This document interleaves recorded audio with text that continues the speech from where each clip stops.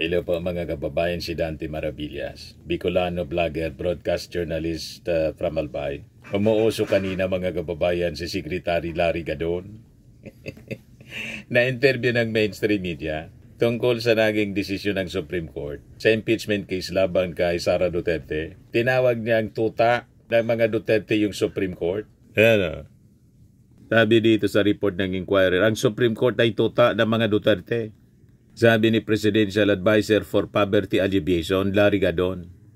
Matapos siyang kuna ng reaction sa ginawang pag-block ng Supreme Court sa impeachment trial ni Sara Duterte. Nanggigigil si Larry Gadon. Tuta ang Supreme Court, tuta ng mga Duterte.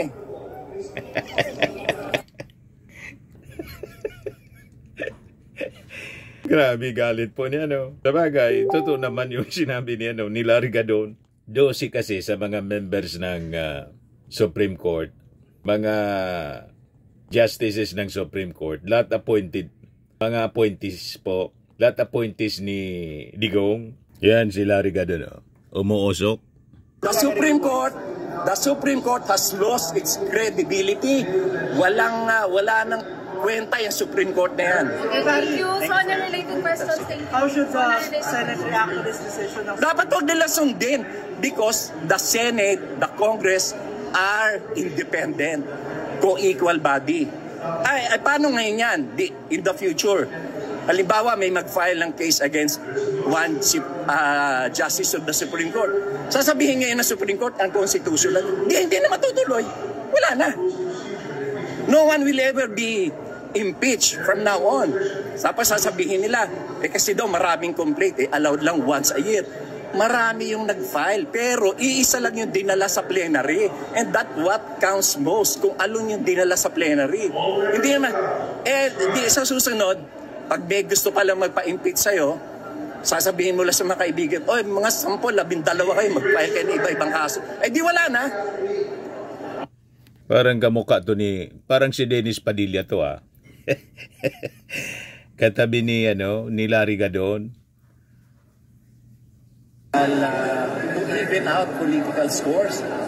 Wala namang political scores na tingin-tingnan dyan paano nila lalampas sa isip nila yung meron certification ang AFP na yung 15 million na sinasabi GMA OBP na binigay nila sa Armed Forces of the Philippines sa isang youth seminar nila. Sabi na AFP, wala kami nare-receive. So doon pa lang halata mo na ninakaw yung pera Tapos sasabihin mo political score.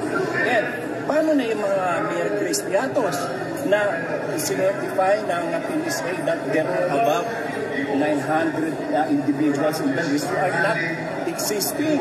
Walang mga birth records. Paano mangyayari yun? Even sa joke mo, nagre-reklamo, bakit yung pangalan niya na doon? O, political score pa rin yun. Halata Supreme Court is just siding with Sara. Ako nga, this is a much lesser offense. Samantalang si Sara, katakot-takot na pagmumura, katakot-takot na pagbabanta, ng pagpatay yung ginawa niya, hindi siya dinidisman. So, yung Supreme Court talaga, tuta ng Duterte. Yan si Bismondo na yan, tuta ng Duterte yan. Sir, hindi nyo may chance to by impeachment if ever pinapile with 2026?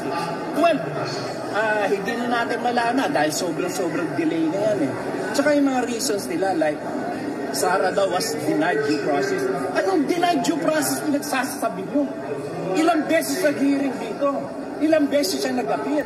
Ilang beses siyang ayaw pumunta? Ilang beses tinatawag yung mga officials? Tama si Larry Gadon. Absence of due process pa rin yan?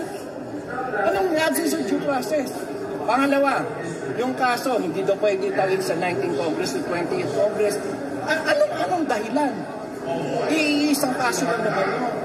Dahil kasi, you need to tell me talagang isang case na i-file sa RTC, na-elevate sa RTC, na-elevate sa Court of Appeals, na-elevate sa Supreme Court. You mean to tell me that there are 4 cases? Hindi, iisa lang yun. Tumawid lang kasi may mga steps na sinusunod. Tsaka sinasabi, wala rin due process. Exactly. Yung na nga Senate hearing, yun na nga yung magbibigay ng due process because that is precisely the trial. So, ano pinagsasabi ng Supreme Court? Correct. Talaga lang kasi maka-Duterte sila. Huwag na tayo magpaligoy-ligoy pa. Ang Supreme Court, tuta ng mga Duterte. Napakalulutong mga kababayan yung mga binitawang salita ni Secretary Larry Gadon. Tuta! Tuta! Tuta ng mga Duterte ang Supreme Court. Matindi. Ako anya dinisbar sa aking pagmumura. Is mas matindihan niya si nagbanta pa si Sara Duterte. Bakit niya hindi dinidisbar yan?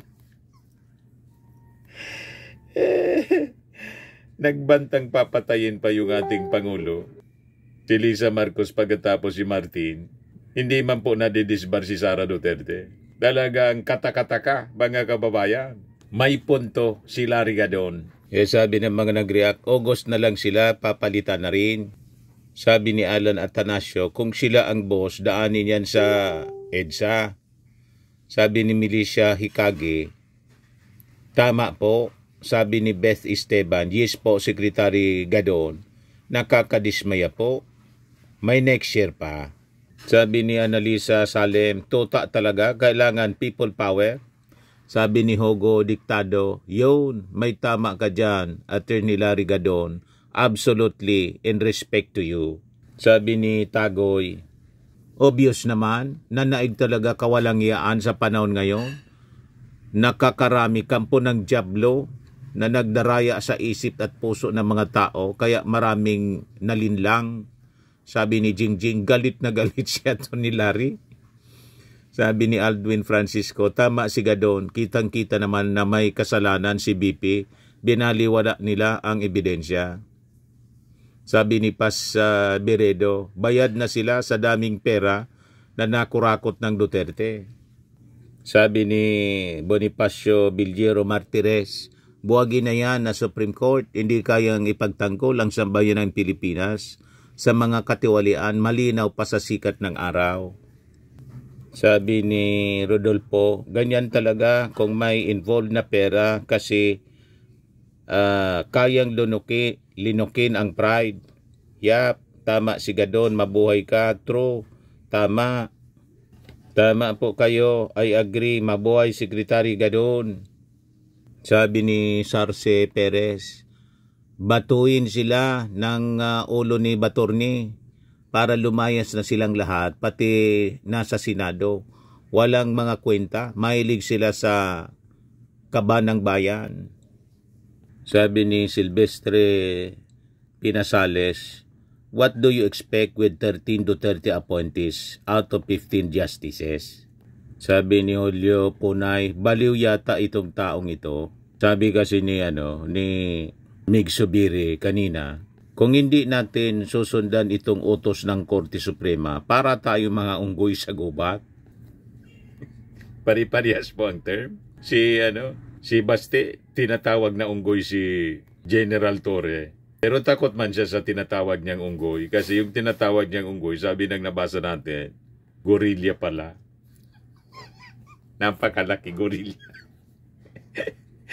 You see? Kaya pinatulan na po ni General Torre, hindi na niya pwedeng ganito. Iniinsulto ang ating humanity, ang ating pagkatao.